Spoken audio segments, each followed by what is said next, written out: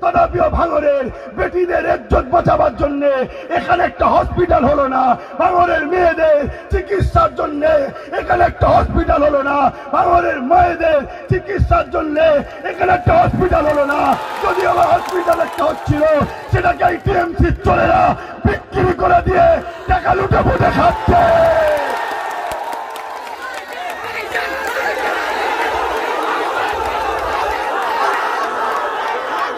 ভাইয়ের আমার প্রিয় দেশবাসী, আমার বাংলা ভাষাভাষী মানুষ, দেশবাসী হিসাবে জাতি ধর্ম বর্ণ নির্বিশেষে সবার কাছে আমি একজন ভাই, সবার কাছে আমি একজন সন্তান সমতুল্য। আর মুসলিমের কাছে আমি কিন্তু আপনাদের মাথার তাজ। একটাবার এই ভাইটাকে বিশ্বাস করা যাবে, একটাবার এই দেশবাসীটাকে বিশ্বাস করা যাবে। আজ আমার অত্যন্ত বুকে ব্যথা লেগেছে। আরে যে মাতৃভাষার জন্যে আজকে এমন করে ছজন জীবন দিল, রক্ত ঝরিয়ে দিল, শহীদ হয়ে গেল। আজকে বাংলায় এমন একটা সরকার পেলাম, এ অপদার্থ জালিম চোর চিটিংবাজ গাদ্দার ধোঁকাবাজ চাল চোর আমফানের টাকা চোর এই সরকার এর ক্ষমতা কি করে হলো মাতৃভাষা দিবসকে বন্ধ করার চেষ্টা? এর জবাব বাংলার মানুষকে দিতে হবে, ঠিক না বেঠে? তোর এত বড় সাহস হলো কি করে? তুই পুলিশের পাওয়ার দেখাবি? পুলিশ তোর বাপের কিনা গোলাম নয়, পুলিশ তোর বাপের চাকর নয়। পুলিশ এই বাংলার জনগণের ট্যাক্সের টাকায় পুলিশ চলে, ঠিক না বেঠে? আজ পুলিশকে এরা হুমকি দিচ্ছে। আর একটা দুঃখের কথা শোনাবো আপনাদের। ভাই, পুলিশ আমাদের বন্ধু না দুশ্মন? ধরে বলুন, বন্ধু। কতটা বন্ধু? আমরা রাত্রিরে ঘুমাই, তারা চোর দুষ্কৃতীর হাত থেকে আমাদের জন্য নিরাপদে রাস্তায় পাহারা দেয়। এই বন্ধুকে কেউ যদি ভোটের জন্য ব্যবহার করে, বন্ধুর পাশে দাঁড়িয়ে সেই গাদ্দারদের জবাব দেব, ঠিক না বেটি? আমরা শুনেছিলাম অমিতাভ দাদার কথা শুনেছিলেন না? অমিতাভ দাদা মধ্যম গ্রামে বাড়ি। সেই দাদার সবে কিছুদিন হয়েছিল বিবাহ। একেবারে হালকা বয়স দাদার, পুলিশ অফিসার। সেই দাদা, তাকে এই রাজ্যের সরকার বিমল গুরুংকে ধরতে পাঠালো। আর বিমল গুরুংয়ের ক্যাডার বাহিনীর হাতে এত অস্ত্র আছে যে অস্ত্র আমার প্রশাসন বন্ধুদের কাছে এই জালিম গাদ্দারগুলো দেয়নি। বেচারি হুকুম তাই ধরতে গেল। ধরতে যাওয়ার পরে আমার সেই বিমল গুরু, আমার সেই পুলিশ অফিসার দাদাটার বুকটা চিড়ে গিয়ে গুলিটা বেরিয়ে গেল। আমি ধোঁকাবাজ নয়, আমি সত্যি দেশকে ভালোবাসি। এই গাদ্দাররা আজকে সেই গাদ্দারকে নিয়ে, বিমল গুরুকে নিয়ে আজকে আমার বাংলায় ঘুরছে। এই বাংলায় সেই বিমল গুরুকে নিয়েছে এই মমতা ব্যানার্জির পুলিশ দিয়ে জোর করে তাকে পাহারা দিয়াচ্ছে। কেন? বিমল গুরুংয়ের হাতে 15টা সিট কম বেশি আছে, সেটাকে জিতবে বলে মমতা ব্যানার্জি তার রাজ্যের পুলিশকে খুন করলো, যে তার সাথে হাত মিলাচ্ছে। এই মমতা আর নয়, এই গাদ্দার সরকার আর নয়, এই পুলিশের দুশ্মন সরকার আর নয়, ঠিক না বেঠি? ভাইয়ের আমার, আপনাদেরকে বেশি সময় দেবো না, কারণ রোদে কষ্ট হচ্ছে। তবে মনে রাখবেন, এখন হঠাৎ করে সোশ্যাল মিডিয়ায় দেখা যাচ্ছে সেই যে কেসটা হয়েছিল বিমল গুরুং দাদার, এই কি বলে অমিতাভ দাদার পক্ষে, সেই কেসটাকে নাকি রাজ্য সরকার উইথড্র করে নিচ্ছে। অর্থাৎ কেস বিমল গুরুং এর নামে রাখবে না। কেন? বিমল গুরুং আগামী দিন 15 থেকে 16টা সিট দিদিকে জিতাবে বলেছে।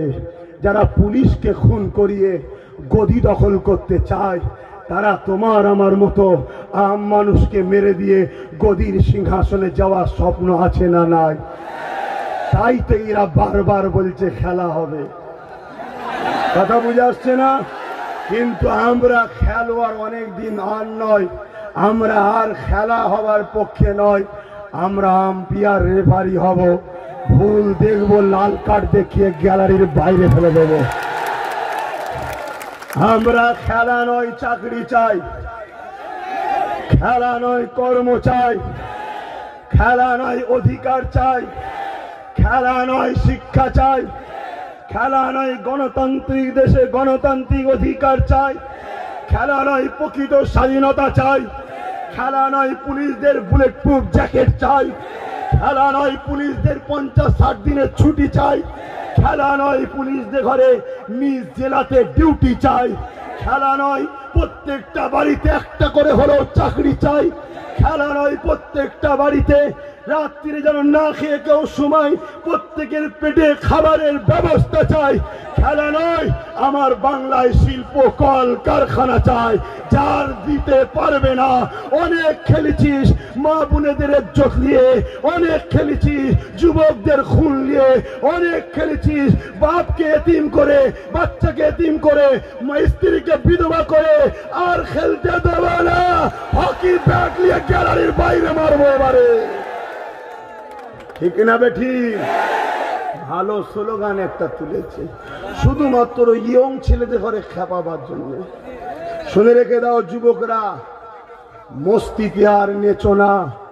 আমার সোনার ভাই, আমার বাংলা ভাষাভাষী ভাই, আমার হিন্দু হোক, দলিত আদিবাসী হোক, যেই হোক, টুপি দেখে পেট ভরবে না, তিলক দেখে পেট ভরবে না। পেট ভরাতে গেলে কর্মসংস্থান চাই। তাই টুপির বিরোধীও নয়, তিলকের বিরোধী নয়, যার মধ্যে মানবতা আছে, যে গরিবের কথা ভাববে, তার পাশে আমাদের দাঁড়ানো দরকার, এটাই বলে যাই।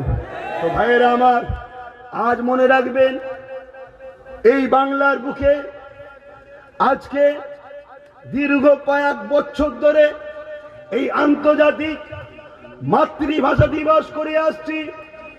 আজকে সেই মাতৃভাষাকে নিয়ে যে বিষয়টা বলতে গিয়ে চলে গেলাম, সেটা হলো এটাই, হঠাৎ করে বলল এখানে তো হবার কথা ছিল, আর একটা জায়গায় হবার কথা ছিল, সেটা হলো চীনা পার্কের অফিসার রোডে, সেখানে হবার কথা ছিল।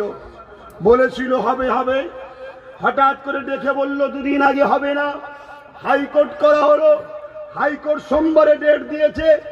আজ রোববার তো মাতৃভাষা দিবস, তাহলে সোমবার ডেটলে কি করব? তাই ভাবলাম অন্য কোনো জায়গায় দিন। তারা বলল রাজারহাটে বাস স্ট্যান্ডে হবে, তাই হবে।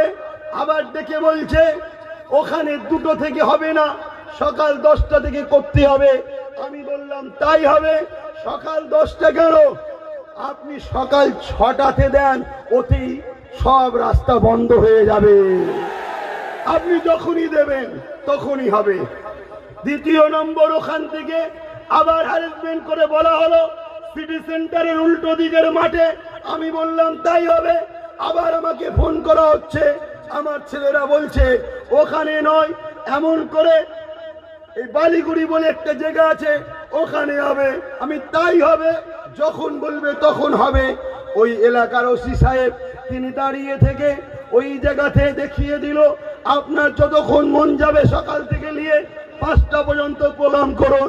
আজকে সকাল 9টায় মাইকলা যখন মাইক বাঁধতে গেছে, ওই যে আজকে যিনি মাইক বেঁধেছে, ভাই ওর পেটের জন্য ব্যবসা করছো তো নাকি? হ্যাঁ, ওর পেটে লাথি মেরে এ শয়তানগুলো।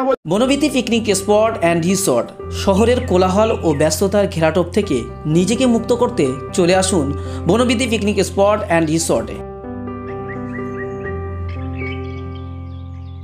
কলকাতা থেকে মাত্র 30 মিনিট দূরত্বে কোলাহল মুক্ত মনোরম পরিবেশে নিজের পরিবার, কোয়ার্কার, ক্লায়েন্ট মিটিং বা কয়েকদিনের ছোট্ট ট্রিপের জন্য চলে আসুন আমাদের রিসর্টে। আমাদের ঠিকানা জাগুলগাছি, ঘটকপুকুর, সোনারপুর রোড, ভাঙড়, দক্ষিণ 24 পরগনা। বিস্তারিত জানতে ফোন করুন 9732684321 অথবা 8918067831 নাম্বারে।